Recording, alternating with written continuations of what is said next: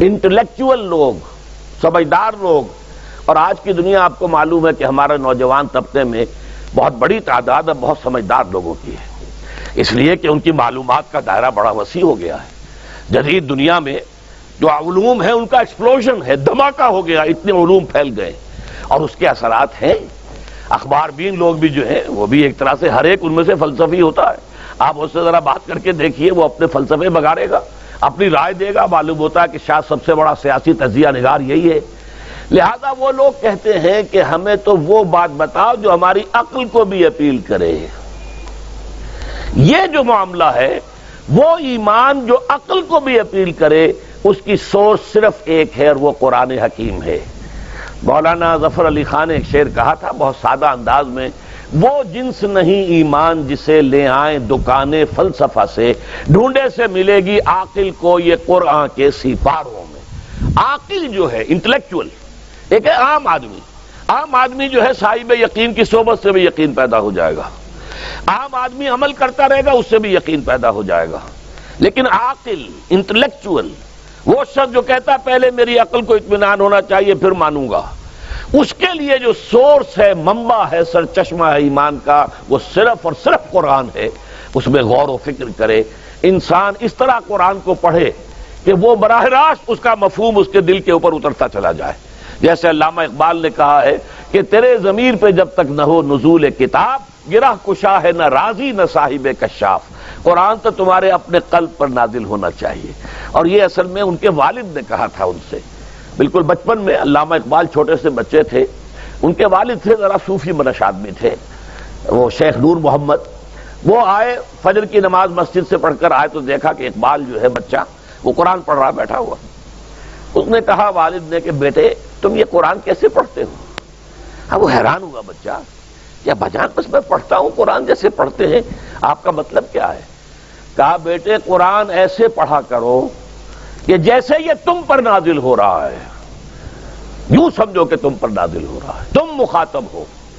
اب اس چیز کو انہوں نے اپنے اس شعر میں ادا کیا، تیرے ضمیر پہ جب تک نہ ہو نزول کتاب، گرہ کشا ہے نہ راسی نہ صاحب کشاف۔ جیسے یہ قرآن قلب محمد پر نازل ہوا تھا، فَإِنَّهُ نَزَّلَهُ عَلَىٰ قَلْبِكَ، جبرائیل نے یہ اے نبی اے محمد آپ کے دل پر اتارا ہے۔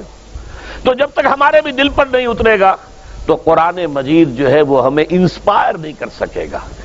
ترجمہ آپ پڑھیں گے، کچھ آپ کو معلوم ہو گیا اس کا مطلب یہ ہے، تفسیر پڑھا، اچھا جی ٹھیک ہے فلاں مفسر نے یہ لکھا ہے، فلاں نے یہ لکھا ہے، یہ معلومات تو مل جائیں گی، لیکن وہ اندر سے جو موٹیویشن ہوتی ہے، اندر سے جو جذبہ ابھرتا ہے، اندر سے جو ایمان جو ہے ایک چشمے کی طرح قلب کی گہرائیوں سے ابلتا ہے، وہ نہیں ہوگا۔ وہ اسی وقت ہوتا ہے کہ جب وہ انٹلیکچوئل آدمی جو ہے وہ کم سے کم اتنی تکلیف ضرور کرے کہ اتنی عربی سیکھ لے کہ عربی جو ہے قرآن مجید اس کے براہ راست قلب پر نازل ہو سکے، وہ ترجمہ نہ دیکھے۔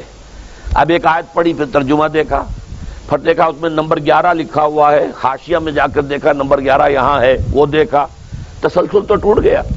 اب وہ بات نہیں رہی، اور ترجمہ جو ہے وہ سبھی جانتے ہیں، دنیا میں ہر بچہ بھی سمجھ لے گا کہ غالب کا کوئی شعر ہو اور وہ آدمی پڑھ کے جھوم جاتا ہے کہ کیا بات کہی، اسی کا انگریزی میں ترجمہ کر دیجئے، اب اس میں کچھ بھی نہیں۔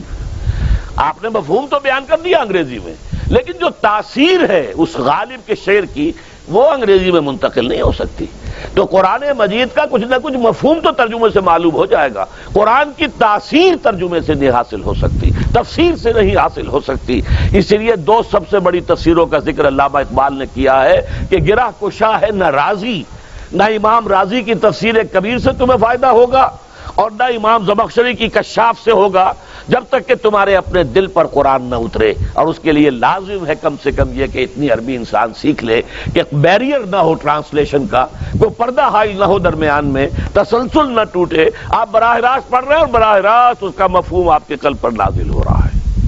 تو پہلا سٹیپ جو میں نے ان 3 آیتوں پر اضافی آیت سورہ نساء کی آپ کے سامنے رکھی، ہم میں سے ہر شخص کا پہلا کام یہ ہے کہ وہ یقین والا ایمان حاصل کرے۔ عام آدمی کے لیے صاحب یقین کی صحبت بھی مفید، عام آدمی کے لیے عمل سے بھی یقین پیدا ہوتا ہے، لیکن انٹلیکچوئل کے لیے، ذہین کے لیے، فہیم انسان کے لیے انٹیلیجنسیا جسے آپ کہتے ہیں، اس کے لیے لازم ہے کہ وہ قرآن مجید کی گہرائیوں میں غوطہ زنی کرے اور قرآن اس کے اپنے قلب کے اوپر نازل ہو تو کہیں جا کر وہ قرآن کو سمجھے گا۔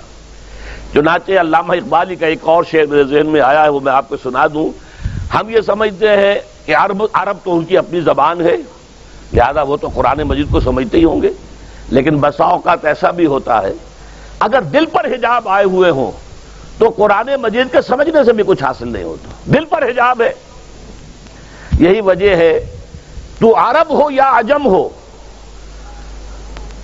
تیرا دل نہ دے گواہی، لغت غریب یہ قرآن مجید جو ہے، تو عجم ہو یا عرب ہو، یہ قرآن مجید تیرے لیے لغت غریب رہے گا جب تک کہ تیرا دل گواہی نہیں دیتا۔ تو ایک تو طلب ہدایت ہو انسان کے اندر، اور دوسرے یہ کہ قرآن مجید کو براہ راست نازل ہونے کا موقع ملے قلب کے اوپر، تو ایمان یقین والا حاصل ہوگا۔